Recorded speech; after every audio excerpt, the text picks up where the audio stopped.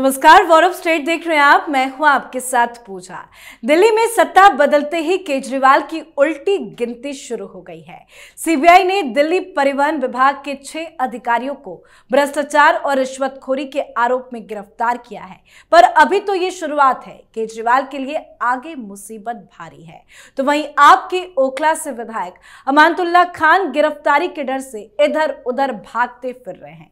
Delhi police Amanatullah के ऊपर मकोका लगाने की तैयारी कर रही है, तो वहीं केजरीवाल, संजय सिंह, मनीष सिसोदिया, आतिशी बार्लेना सब बुरे फंसे हैं।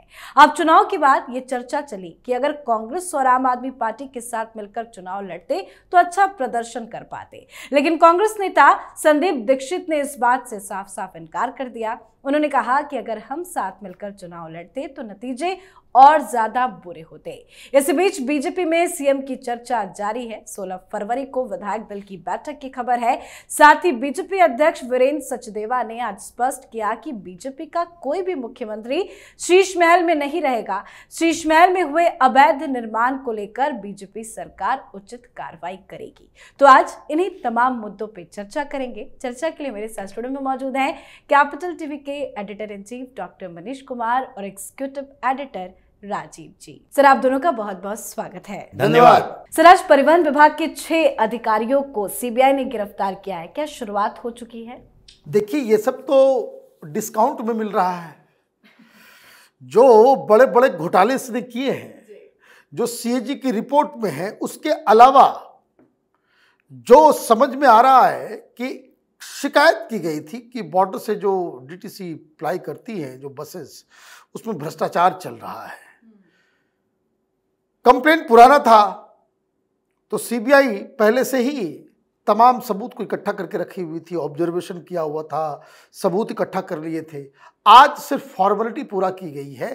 तो आप देखिए कि परिवहन विभाग में 6 अधिकारी जो है वो नप गए। कल खबर ये भी आ सकती है कि जल बोर्ड, टैंकर माफिया, बिजली विभाग, हर विभाग में अधिकारियों को, जो अधिकारी आम आदमी पार्टी के साथ मिलके ये भ्रष्टाचार का एक पूरा पैरेलल तंत्र चला रहे थे, उनको पकड़ा जाएगा। ये अपने आप नाम बकना चालू करेंगे। एमएलएज का नाम लेंगे, मंत्री का नाम लेंगे, मुख्यमंत्री का नाम लेंगे, डिप्टी सीएम का नाम लेंगे। ये कार्रवाई इसलिए ज़्यादा महत्वपूर्ण है कि ये सारी चीज़ें एडिशनल चल रही हैं। अब तक जितने भी कंप्लेंट्स आए हैं, उसके ऊपर सरकार की तरफ से कार्रवाई शुरू हो गई है। ये शुरुआत है। अभी सीएजी की रिपोर्ट और तमाम बड़े बड़े घोटाले जिसके ऊपर ऑलरेडी चीफ सेक्रेटरी के द्वारा, एलजी के द्वारा इन्वेस्टिगेशन के आदेश दिए गए हैं, वो भी आना बाकी है।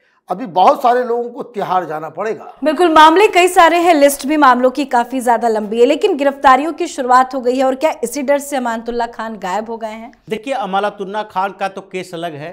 अमानतुल्लाह खान गुंडागर्दी करके भागा है, लेकिन करप्शन के मामले में अभी परिवहन विभाग से उठता हुआ ये मामला बुराड़ी में जाकर रुका है। अभी बुराड़ी के मामले में अरविंद केजरीवाल के कई लोग नपने वाले हैं। अरविंद केजरीवाल ने घोषणा की थी कि अब ड्राइविंग लाइसेंस बनाने में, ऑटो का लाइसेंस लेने में कोई पैसे खर्च नहीं करने पड़ेंगे। आप जाइए वहां पर और लाइसेंस लेकर चले आइए। लेकिन पूरा आम आदमी पार्टी का एक लेयर आ गया सामने, और इन लोगों ने ड्राइविंग लाइसेंस बनाने में और ऑटो को लाइसेंस देने में, इन दोनों में पूरे मिडिल मैन की भूमिका निभाई और करोड़ों रुपए कमाए। इसके खिलाफ दिल्ली हाई कोर्ट में मामला दर्ज किया गया और दिल्ली हाई कोर्ट ने एक एक करके बताया था। कुछ लोग तो ये बता रहे थे कि देखो, हमारे नाम से ऑटो, और फिर वो पैसा किसने दिया?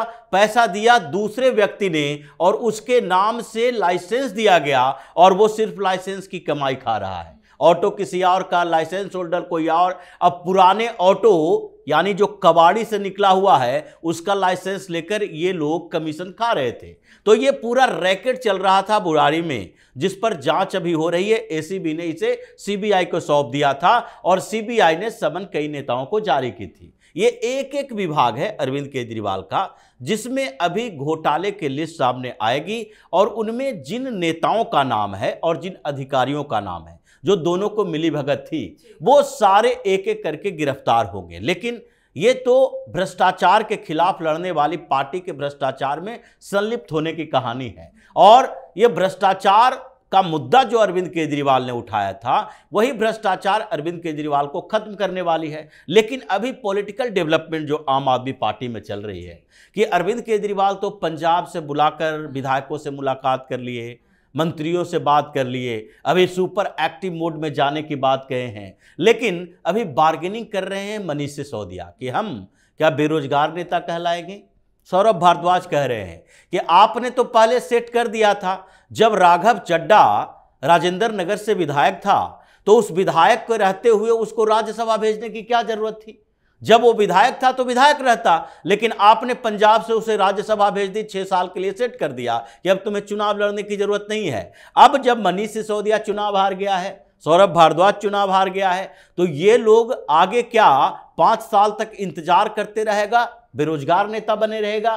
क्योंकि अरविंद केजरीवाल तो नेशनल कन्वेनर है, अरविंद केजरीवाल के सारे खर्च पार्टी वहन करती है, चाहे उसके आने जाने खाने पीने हर चीज का खर्च पार्टी उठाती है। और उनको जहां भी कोई भी काम भी करना होगा तो उनके लिए समस्या नहीं होगी। आगे उनकी प्लानिंग अगर पंजाब में शिफ्ट करने की होगी, क्योंकि अब पंजाब में भी 2 साल बाद चुनाव होना है, तो अगर वो पंजाब शिफ्ट करने की सोचेंगे तो उसमें भी केवल उनका इंटरेस्ट होगा, उनका फायदा होगा। लेकिन ये लोग क्या करेंगे?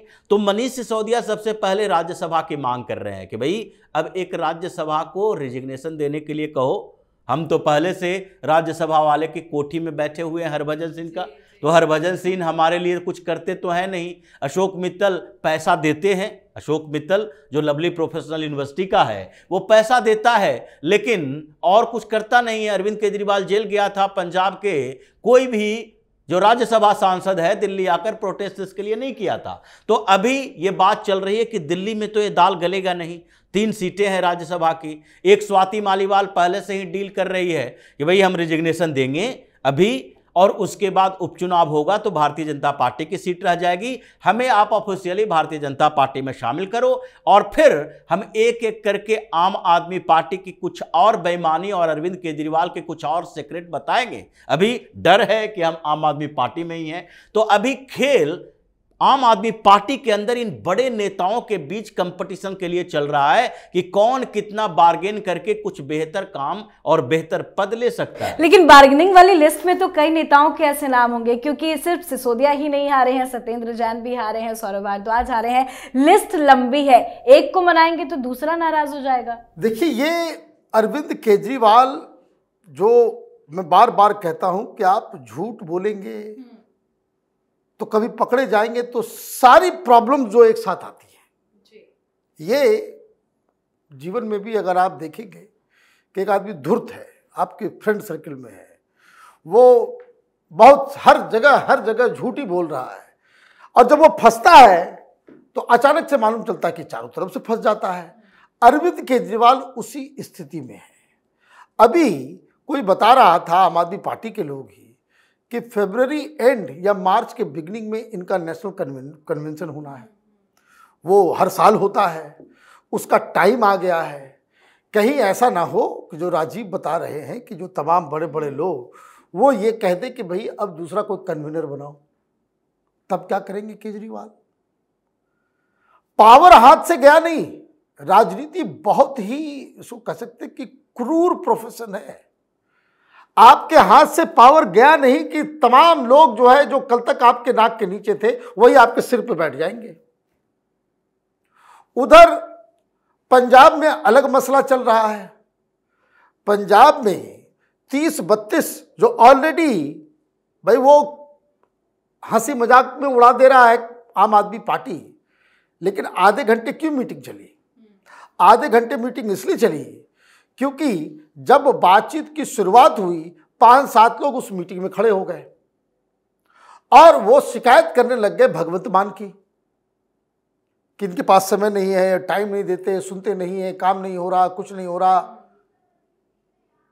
और यही लोग कह रहे हैं कि भाई अक्टूबर के बाद से कोई कैबिनेट की बैठक नहीं हुई है, तो काम तो वहां हो नहीं रहा। ऊपर से जो जानकारी मिल रही है कि लोगों ने ये कह दिया कि भगवंत मान की पत्नी का बड़ा इंटरफेरेंस है पॉलिटिक्स में। वहां बवाल केओस क्रिएट होने लगा। अरविंद केजरीवाल ने माइक संभाल लिया और ये वो कहने लगे भाई एकजुट रहना है, एक साथ रहना है, दिल्ली वाली हाल नहीं, हम ज़्यादा समय देंगे, भगवंत मान नहीं दे रहे तो मैं आ जाऊंगा, मैं पूरा समय दूंगा। अरे भाई आपको समय देने की क्या आवश्यकता, भाई हो तुम कौन। अब ये सारी चीज़ें वो वहाँ पंजाब में जा रही है तो पंजाब में एक अलग माहौल क्रिएट हो रहा है। आप ये समझिए, पंजाब के मिजाज को भी समझना ज़रूरी है ना। वहाँ आम आदमी पार्टी के खिलाफ कांग्रेस पार्टी, अकाली दल, ये लोग एक अलग मुहिम चला रहे हैं कि भाई ये तो पंजाब जो है वो तो दिल्ली का गुलाम हो गया, दिल्ली से चलेगा सब कुछ क्या। ये बहुत बड़ा मुद्दा विपक्ष के लिए हो गया है कि भाई ये केजरीवाल होता कौन है, हमारे मुख्यमंत्री को, हमारे मंत्री को, हमारे रिप्रेजेंटेटिव को दिल्ली बुला करके ज्ञान देने का। तो ये जो है वो आप ये देखिए, एक किसान आंदोलन भी जो चला, किसान आंदोलन दिल्ली पे चढ़ाई, वो मिजाज है कि भाई दिल्ली जो है, दिल्ली हमारे ऊपर रूल नहीं कर सकता। ये पंजाब के अंदर वो एक फीलिंग है और यही सारी गलतियां जो हैं आगे चल के देखिए, राजनीति is a very slippery slope. Brake मारने पे गाड़ी रुकती नहीं है, एक्सीलरेटर चलाने से गाड़ी किस ओर मुड़ जाएगी ये ड्राइवर को पता नहीं चलता। ये राजनीति इसी तरीके से चल रही है, एक दो क्रूशियल मिस्टेक और आम आदमी पार्टी सीधे रसातल में चली जाएगी। बिल्कुल, एक तरफ तो बीजेपी भव्य शपथ समारोह की तैयारी कर रही है सर, लेकिन केजरीवाल के सामने इतनी सारी जो मुसीबतें हैं वो निपट पाएंगे उससे या नहीं? देखिए, केजरीवाल अभी चुनौतियों का सामना करना पड़ रहा है और अरविंद केजरीवाल अभी कंफ्यूज्ड है। उसे समझ नहीं आ रहा है कि ऐसे कठिन दौर जो अभी तक पहली बार उसके सामने आया है उससे निपटे कैसे। अपने लिए सोचें, कुछ नेताओं के लिए सोचें और अगर उसके साथ साथ पार्टी के लिए क्या सोचें, क्योंकि अभी तक अरविंद केजरीवाल हमेशा शहंशाह की तरह रहा। जब 2013 में राजनीतिक पार्टी बनी और उसके बाद जब सरकार बनी, मुख्यमंत्री बना, तो इसके सामने सबसे पहली चुनौती आई कि भाई नेशनल कन्वेनर और चीफ मिनिस्टर एक ही व्यक्ति क्यों होगा। जिन लोगों ने सवाल उठाया उन लोगों को लात मार के बाहर कर दिया। आज वही योगेंद्र यादव ऐसी स्थिति में है कि केजरीवाल का हाल तो ये होना ही था, लेकिन केजरीवाल की हार से हम खुश नहीं, जश्न नहीं मना रहे। क्यों? क्योंकि तुम्हारी अपनी बेइज्जती से बड़ा मोदी से घृणा तुम्हारी बढ़ गया है।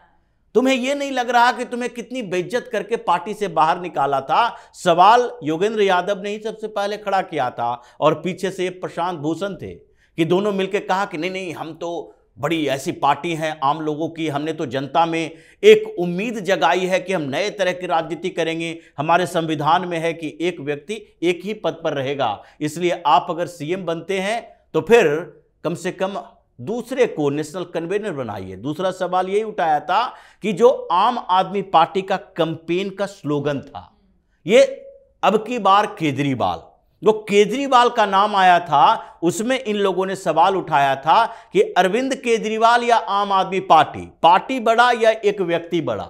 लेकिन अरविंद केजरीवाल ने सब चुनौतियों का सामना किया और सबको बाहर निकाल के खुद को स्थापित कर लिया। उसके बाद तक कभी ऐसी चुनौती नहीं मिली कि एक सरकार चली गई, सत्ता चली गई और उसके बाद पार्टी भी जाने वाली है। ये पहली ऐसी पार्टी है जिसके रीजनल पार्टी होने में, ये नेशनल पार्टी का टैग लग जाने से कोई नेशनल पार्टी नहीं बन जाता, 2 सीट 1 सीट 6% वोट लाके। लेकिन ये ऐसी पार्टी है जिसके 2 राज्यों में सरकार है, ममता बनर्जी हो या फिर लालू प्रसाद यादव हो, मुलायम सिंह यादव हो, कोई भी ऐसी पार्टी नहीं है जिसके 2 राज्यों में सरकार बनी है। ये है तो छोटा नेता, एक स्टेट का लीडर, लेकिन दूसरे स्टेट में एक दूसरा स्टेट लीडर पैदा हो गया है। यह बड़ी चुनौती है कि हम वहां सेटल करने के लिए कैसे अपने आप को स्थापित करें, क्योंकि वहां के नेता इनको स्वीकार करने के लिए तैयार नहीं है। तो इतनी सारी चुनौतियां पार्टी के अंदर है। पार्टी के बाहर तो अभी लाइन लगना शुरू होगा। मार्च के बाद ट्रायल शुरू हो रहा है शराब घोटाले का, उसके बाद एक एक घोटाले की लिस्ट सामने है जिसके लिए ट्रायल शुरू होगी और अब तो हर्डल किसी स्तर पर नहीं है।